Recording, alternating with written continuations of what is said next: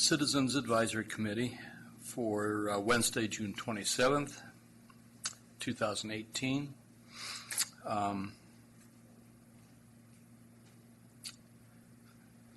So we're convened, and if there's a member of the public, we can entertain public comment at this time. But it looks like we're all otherwise engaged. This evening, since there's only three of us, and I sincerely doubt that we will have a quorum this evening, we will dispense with the approval of summary of actions. We'll put that off until next meeting. And the election of the chair and vice chair, we could do some dirty tricks here, but we'll put that off until next time.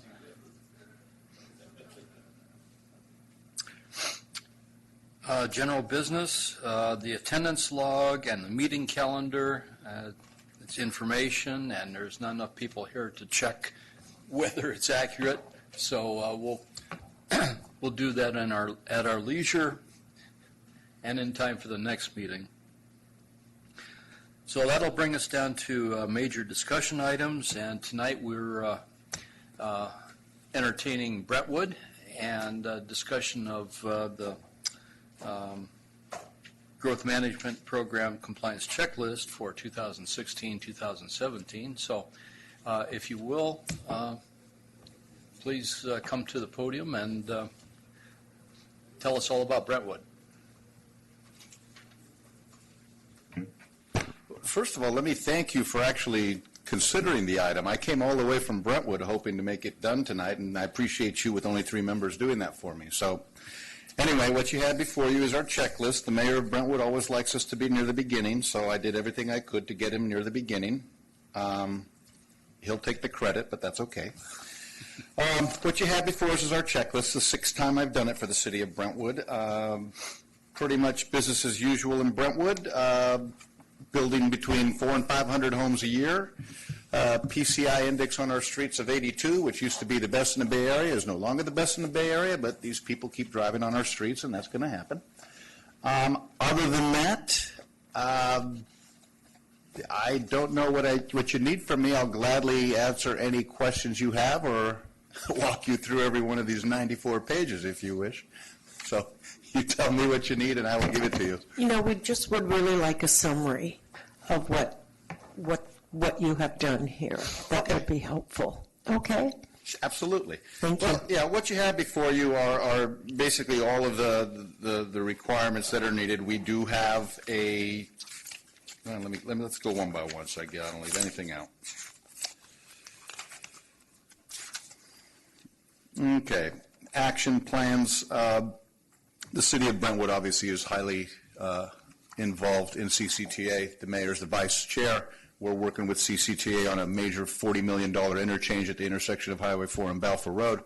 I sit on the technical coordinating committee, so we're well versed in it, and we are always willing to provide our time toward transportation issues, both local and regional. Housing, like I said, we're currently about between 400 and 500 new homes a year. The city council, in fact, last night had a meeting, and there was a workshop to discuss affordable housing.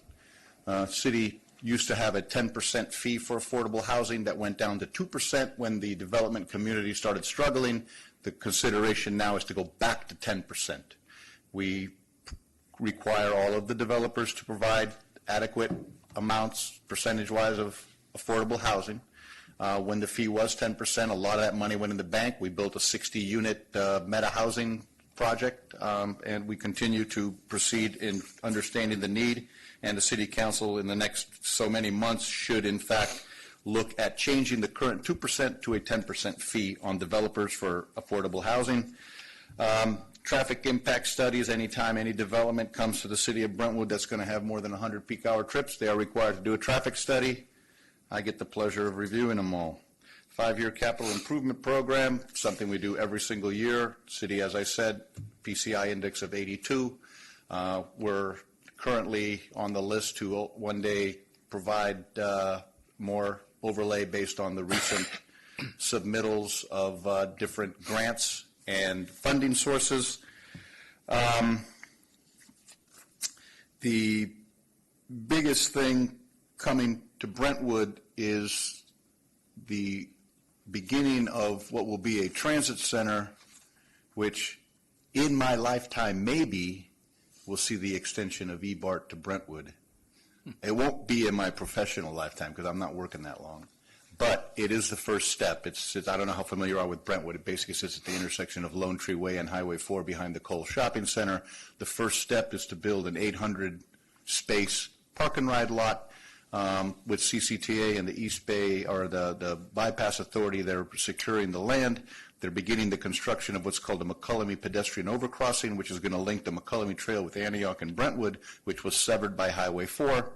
And as I mentioned before, the biggest thing happening right now in Brentwood is the last of 3 interchanges. First one was at Lone Tree. Second one is Sand Creek. This one's at Balfour Road. It's about 75% done. We'll be open in the southbound direction on the 20th of July, hopefully, and complete by the end of the year, which removes a major bottleneck for us.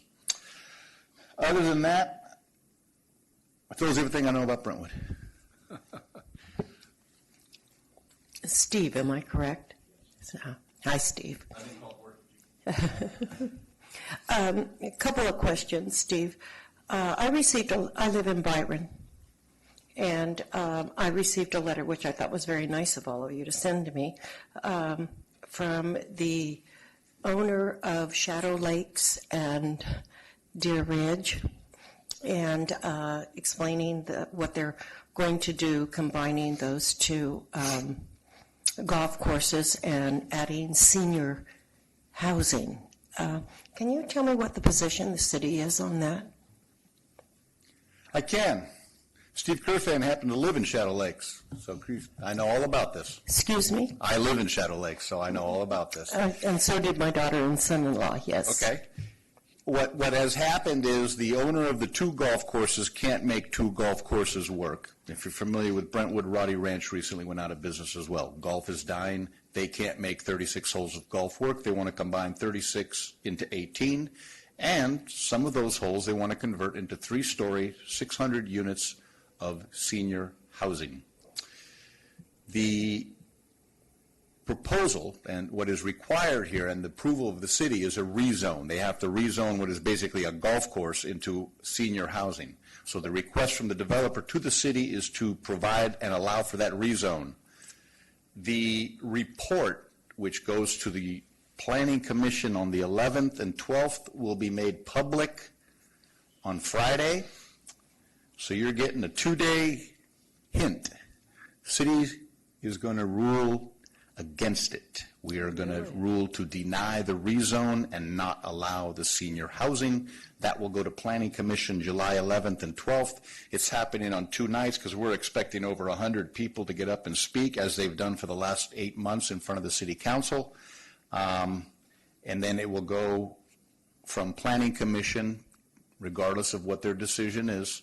Final approval will go to the City Council on special meeting of August 1st and 2nd. But the city's position is to deny. Thank you. And I have one more question. You said you went from 2% to 10% of developers' fees for, what was that? Affordable housing. Affordable. It used to be 10, it went to 2, it's going to go back to 10. Okay, so I have a question for you. Are you going to raise the percentage of developers' fees to the schools, that could go to the schools as well? That particular fee does not. There are school fees. There are park fees, traffic fees. There are fees for everything. So the schools get a separate fee. Are you going to raise that as well? I am not aware that that will be raised. Okay. Thank you. Okay, any more questions for Steve? Chadwick?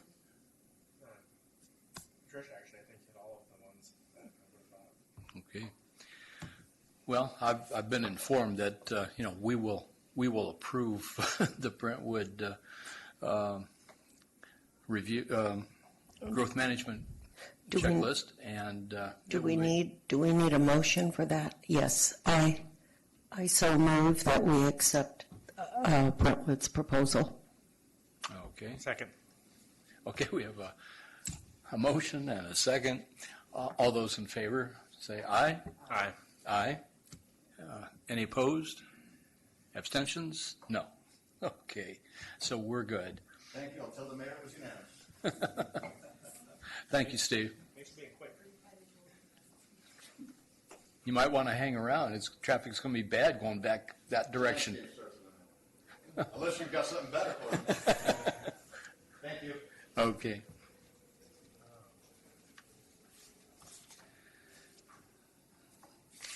All right, next on our agenda is a presentation on the Contra Costa Accessible Transportation Strategic Plan. So I'll let you folks have at it.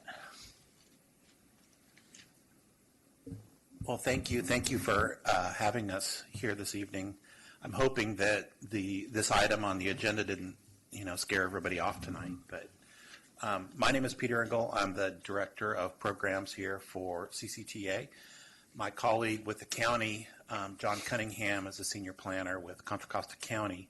And we are, while CCTA is the lead on this study, the county is certainly a partner in preparing this study with us.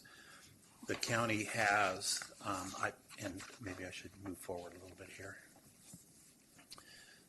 Before I get into the definition of accessible transportation, the county has a mandate in providing, a lot of state and federal social service programs, and a mandate. Part of the mandate is transportation services for people who are participating in those programs. So the county has a vested interest in accessible transportation in the county, as does CCTA. We provide a significant amount of Measure J funds to supporting transportation for seniors and people with disabilities. And the population is growing exponentially over the next 20 years. So it's something we need to get out in front of as best as we can. So we're just going to kind of do a tag team here, back and forth to keep you excited about the subject. So I'll let John talk a little bit about what we're terming as accessible transportation. Hello, good evening. That's on. Thank you. Good evening. Again, my name is John Cunningham. I'm a transportation planner with the county. And Peter said we'll probably flip back and forth from slide to slide. So we're using the term accessible transportation, and that is not a commonly used term. So we're going to define it before we get into the presentation here. And so accessible transportation, we're using that as an umbrella description for a variety of different types of service that you see listed there in the bullet points. One critical one is Americans with Disabilities Act paratransit service. When the ADA passed in the 90s, effectively transit operators were required to provide this parallel type of service that's parallel to their fixed route service for persons that could not access fixed route transit. So you see the small buses driving around with lifts. That's paratransit service. It can also be done in sedans, but that's ADA paratransit. The impact that ADA paratransit operations has on transit operators cannot be understated. It's in terms of the complexity of the service, the cost of providing the service, and the very strict civil rights type of requirements placed on this service by the federal government. It's difficult service to provide. After the ADA paratransit, you have senior transportation programs, and these are often done in conjunction. Cities have senior centers, senior programs, and so they very often run their own transportation to provide service to and from those programs. Then you have program-specific transportation, specialized type of nonprofits and non-governmental organizations, adult day health care. You have regional centers for developmentally disabled folks, et cetera, very often they run their own transportation as well. They'll own their own fleet of vehicles to provide their specific customers very specific transportation. And then there's a number of other types of support services. Travel training is a very common one. I mentioned that the Americans with Disabilities Act paratransit service is expensive. Well, one strategy is to train folks to use conventional transit, fixed route transit, and some folks need training on how to navigate a schedule and navigate the BART system. So you have travel training, volunteer driver programs, et cetera. So that is also included in this accessible transportation definition that we're rolling out to you right now, before we can get into the kind of the more description of the study.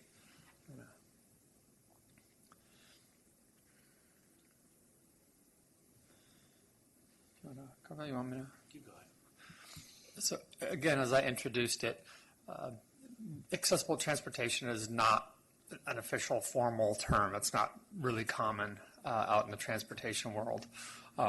We're using it here so we can conveniently refer to all those services we talked about in the previous slide.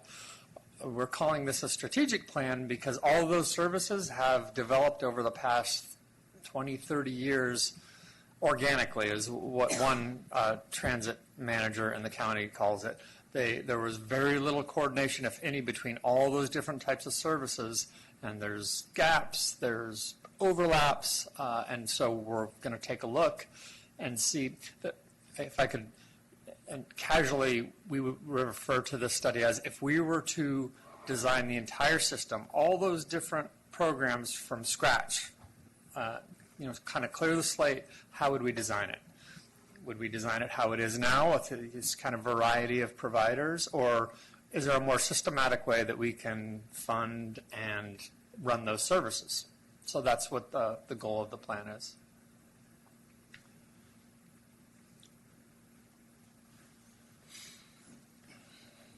So some of the challenges that we have are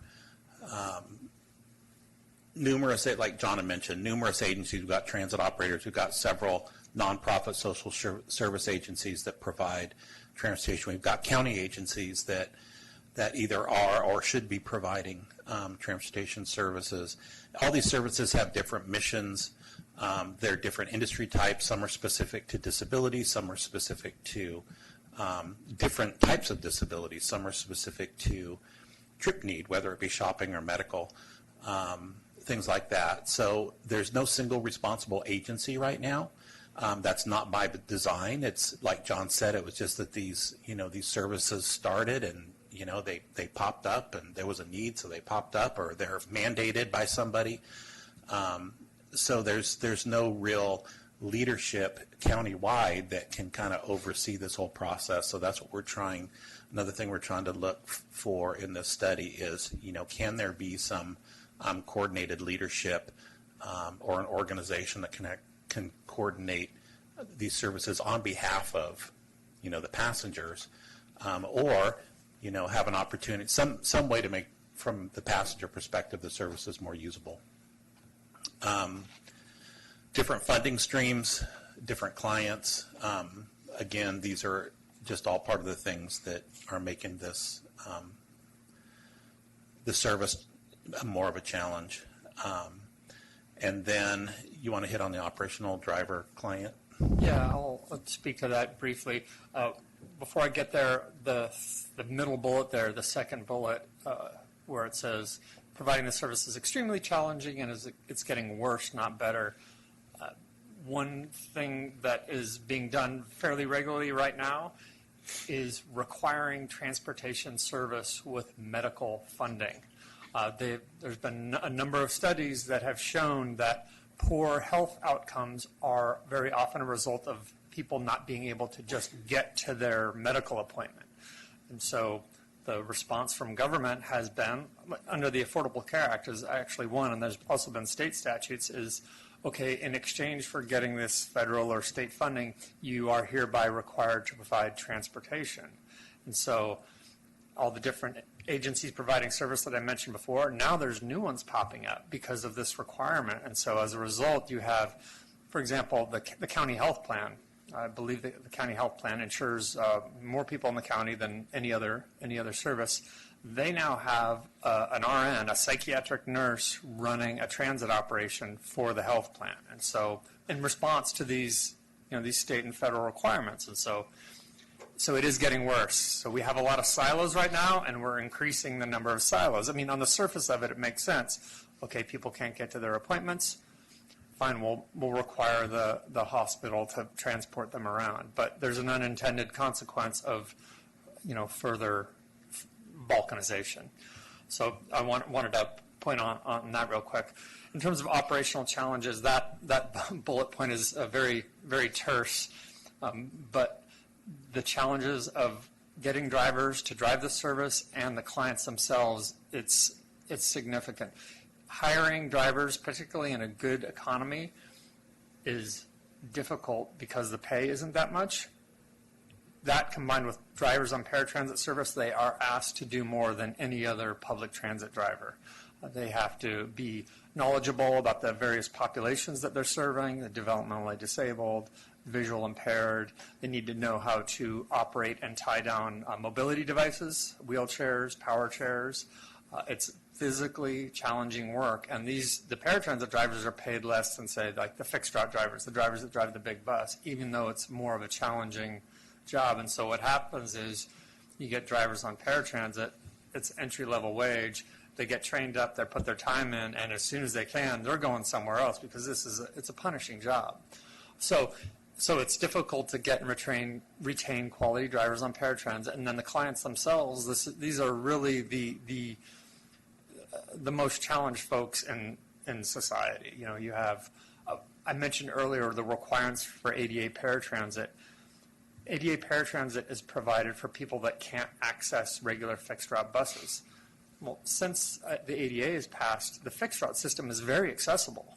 The buses all kneel. You can roll a wheelchair on all the large fixed route buses.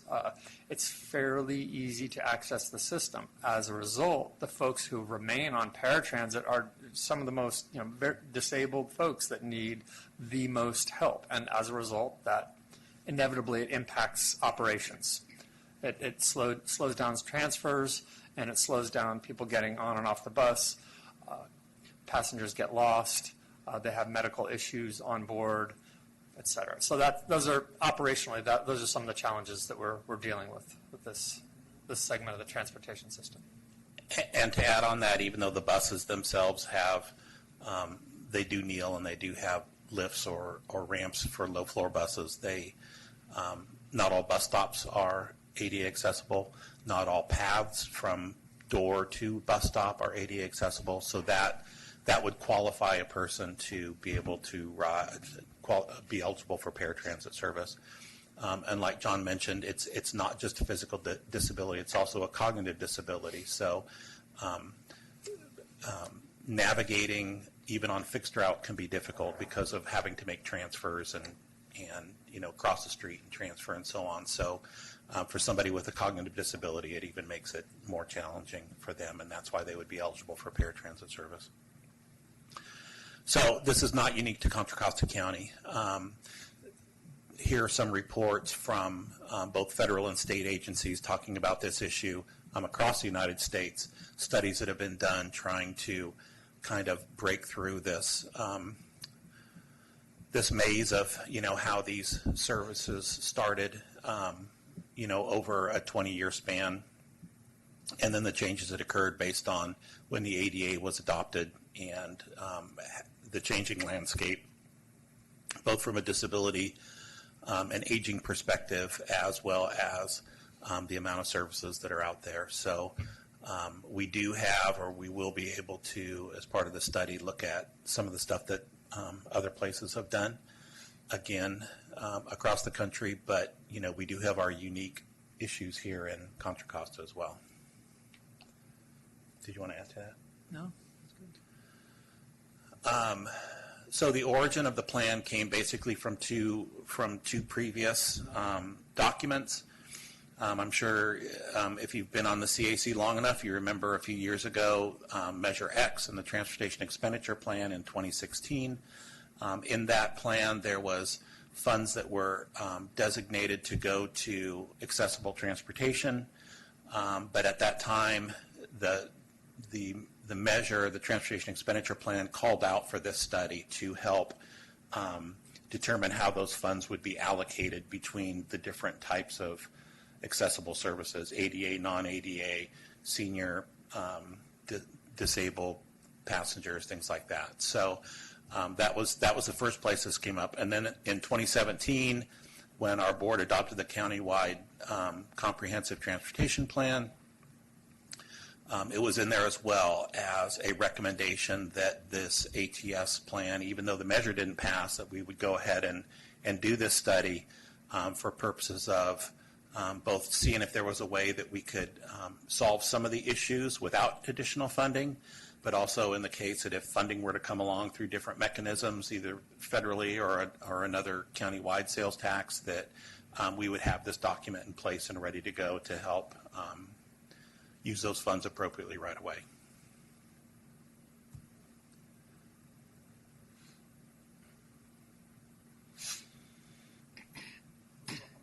Yeah, you better. Too much of a political hot potato for me. That's great, thanks. I just got thrown under the bus, so to speak.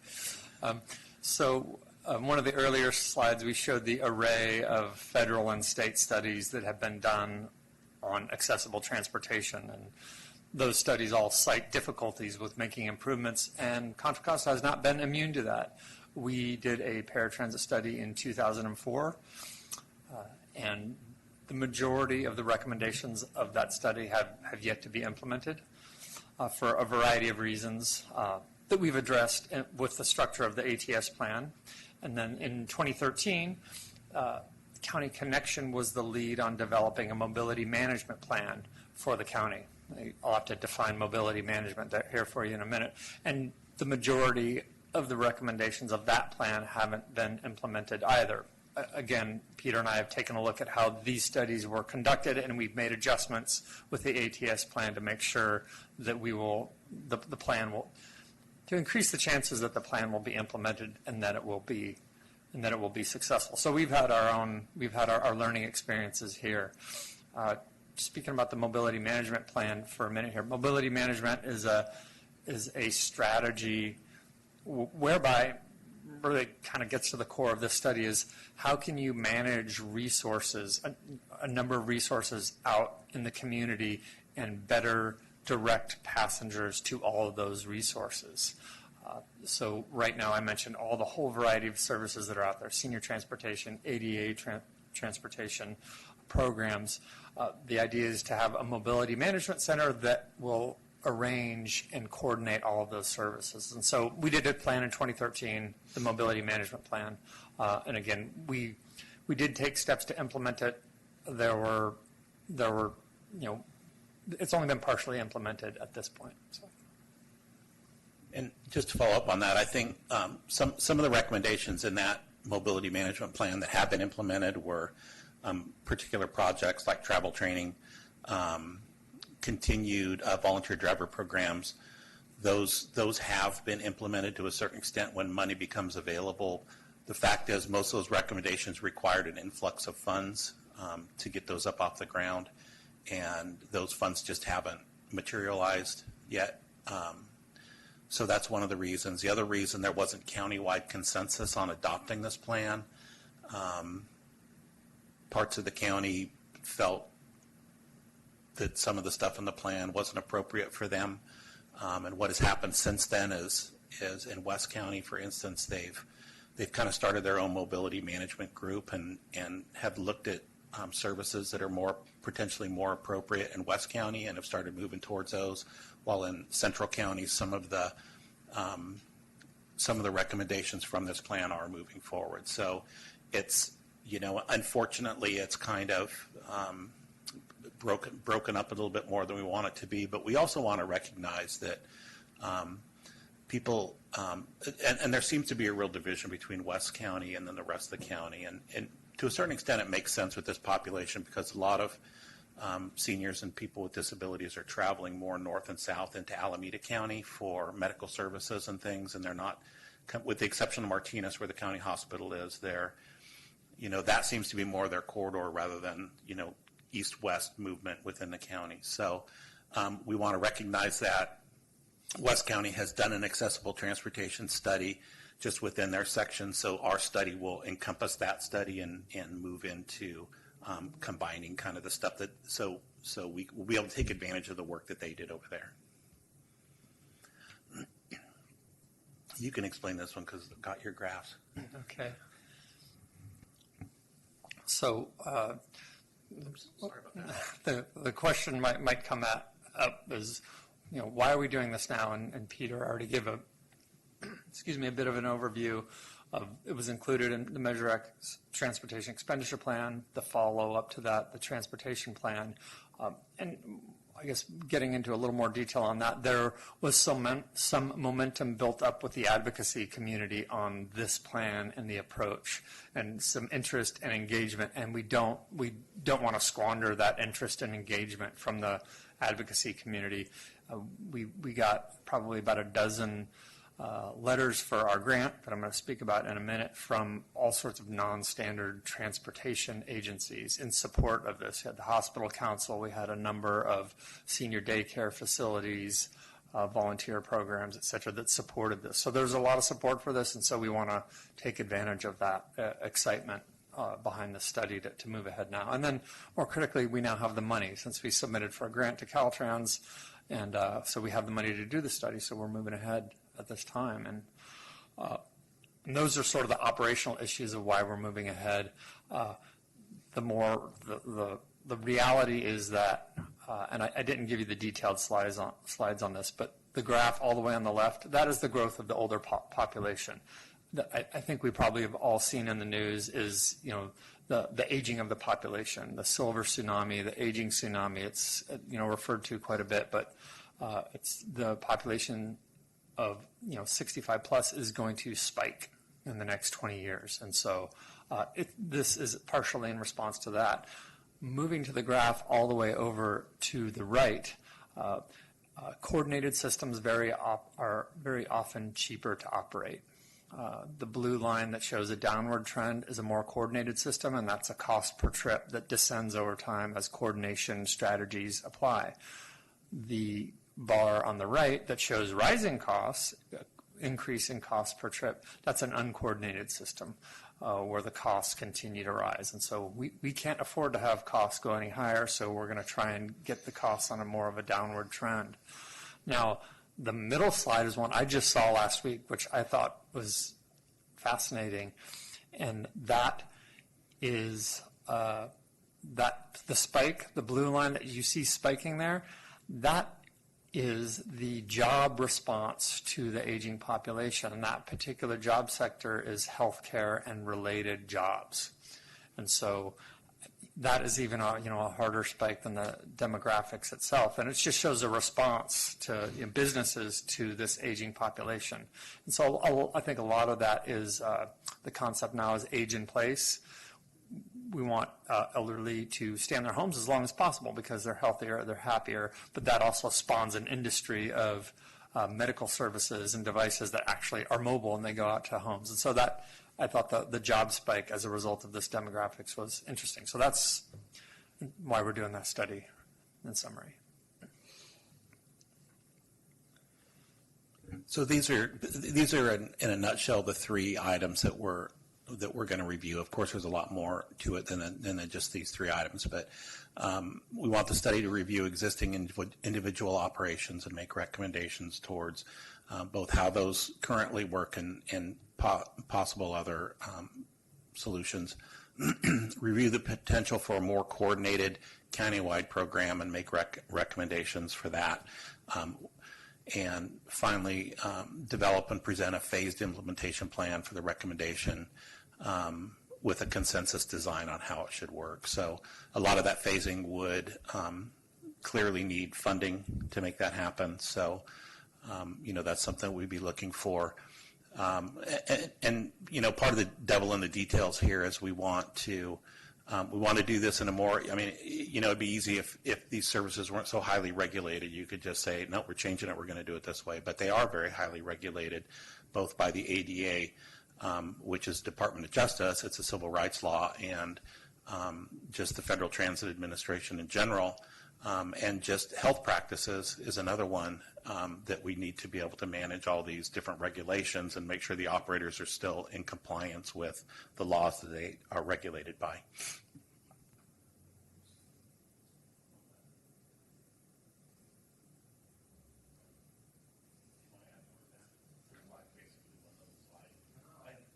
I will mention, so John had mentioned we got a grant from Caltrans. It's a $340,000 grant. We're matching that with another $60,000 in local, either in-kind staff services from the county and from CCTA, as well as if necessary, some Measure J funding through the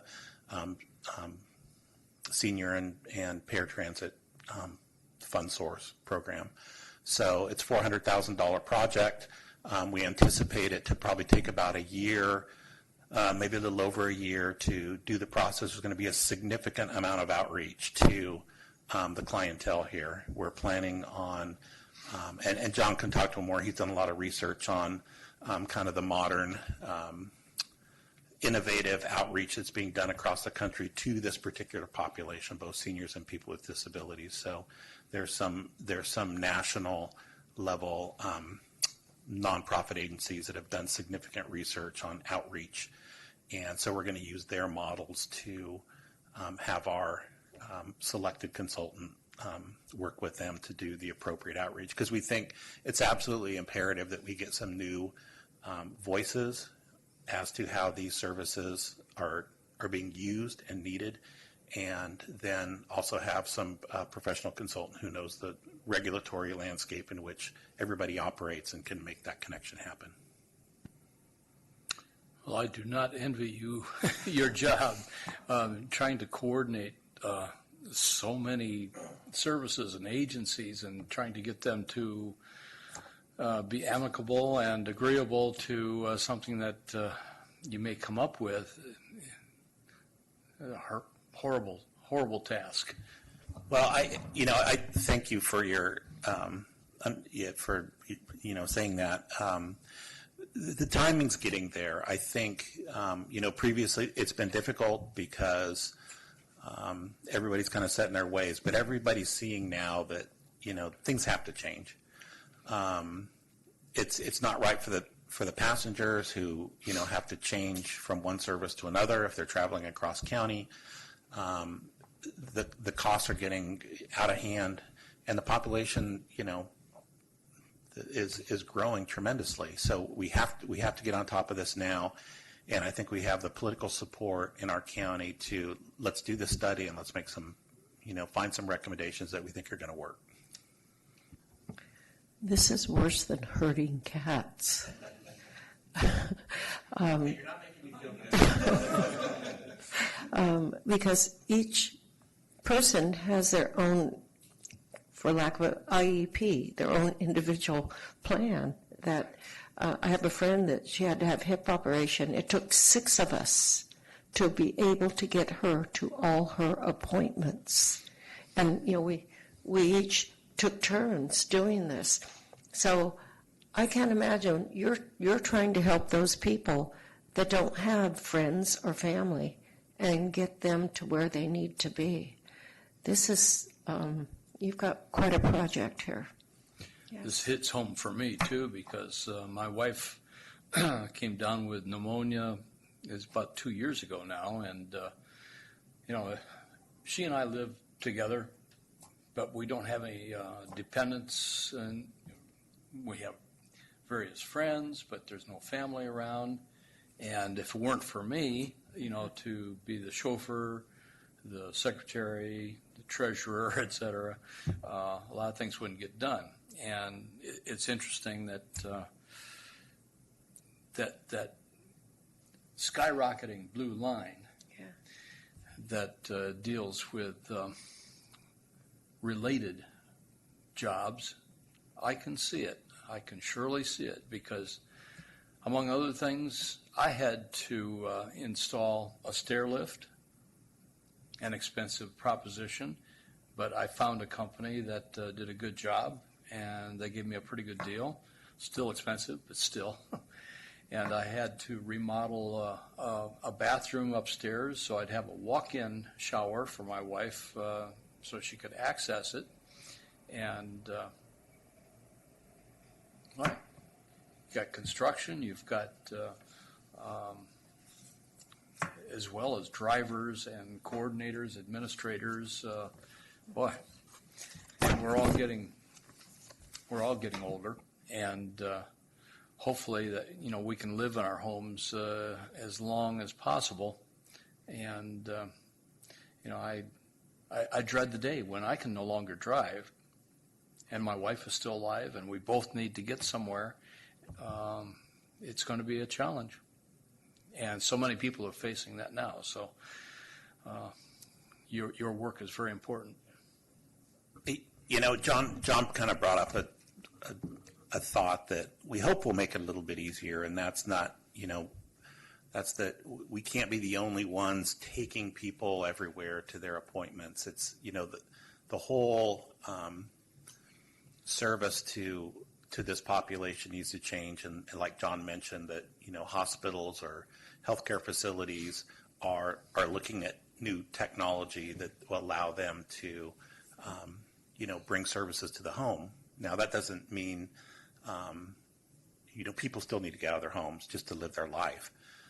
But if they can have fewer trips for fun rather than, spend all their, monthly income on trips going to the doctor, that's what we're hoping. I know Kaiser had mentioned they see autonomous vehicles as an opportunity for doctors to be able to be more productive because they can do, call appointments and video appointments with people while they're in the car because they don't have to worry about driving.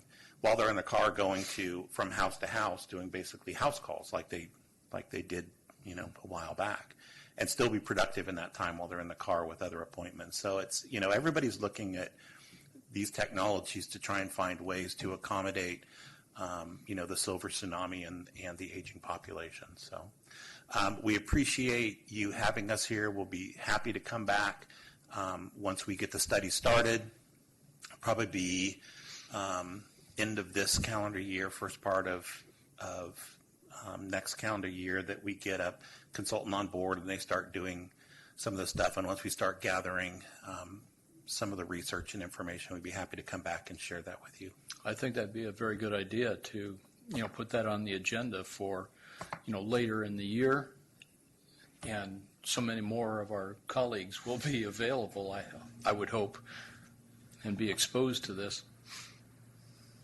And I think I read or heard somewhere that both Uber and Lyft are getting more involved in medical transport.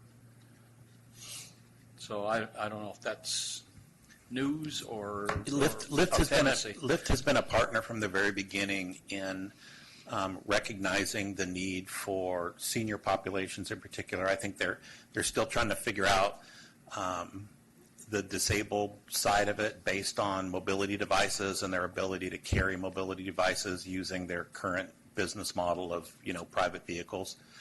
But certainly from the elderly, senior perspective that might be on a limited income or can't drive but can still get in and out of a vehicle, that Lyft is making accommodations, working with social service agencies, so people don't have to have their smartphone. The social service agent can arrange those trips through Lyft for them. So, well, we want to thank both of you for coming out this evening and exposing us. Yes, this to, was what quite you're an doing. awareness. Thank you. Oh, let's see.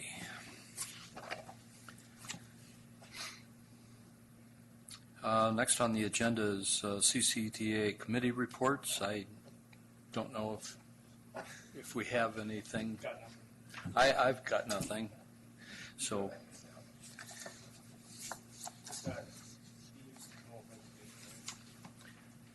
yeah, that's probably something that Stephen did.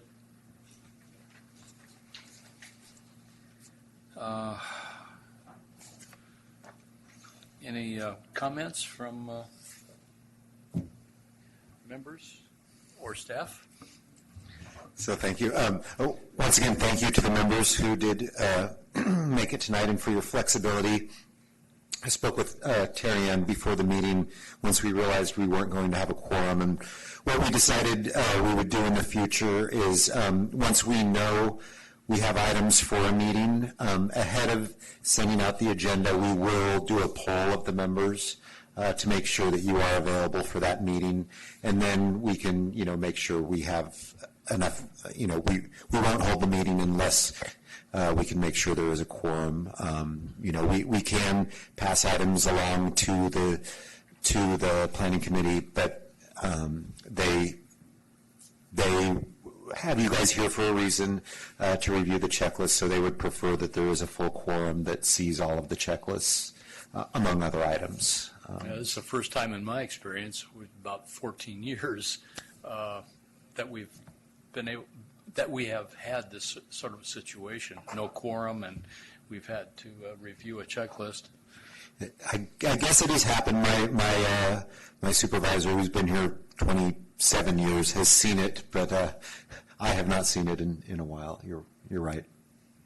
So we'll make steps to try and avoid this in the future. So just keep an eye out for Fifi's emails ahead of a meeting, about a week and a half ahead of a normal meeting time.